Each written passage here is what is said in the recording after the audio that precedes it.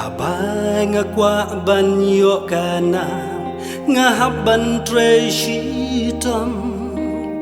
jing babun nga ya kendu bun sin nga ya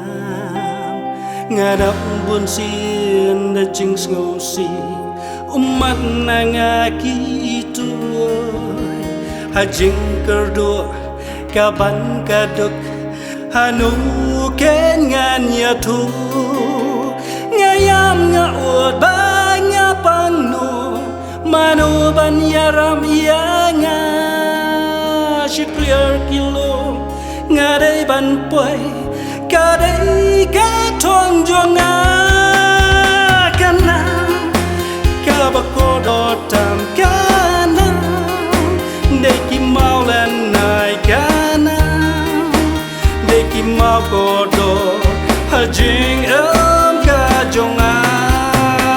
kana ka ba ko do tam kana de ki mau len nai kana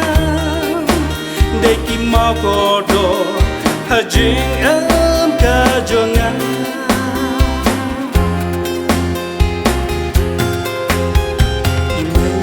ipa bat nong kilong nong yaram jonya kumno ban poi shaklia kana yanga ki ai nuksa pi dei ban ma di ki ching e halan tika ba chna ki shakin ta ya pi bon sin pin sa yo mau lana ko do tam kana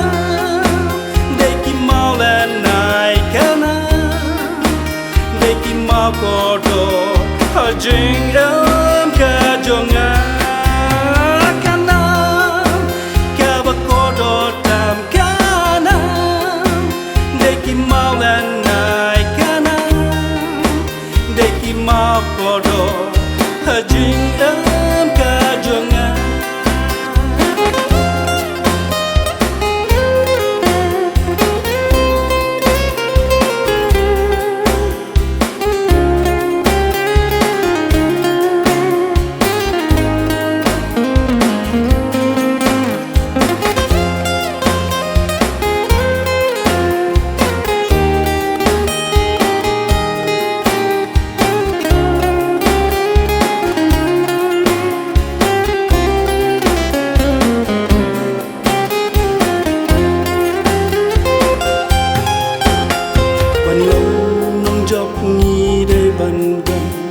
kadak jing trai shi tam ye ki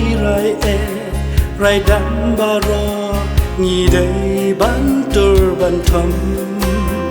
om don jing ha bang trai ban po sha clear kana ba unong jo u ai nuksa kana ba ko do ta kana ba ko do tam kana de ki mau len nai kana de ki mau ko do ha jing ka jong a kana ka ba ko do tam kana de ki mau len nai kana de ki mau ko do ha jing ka jong a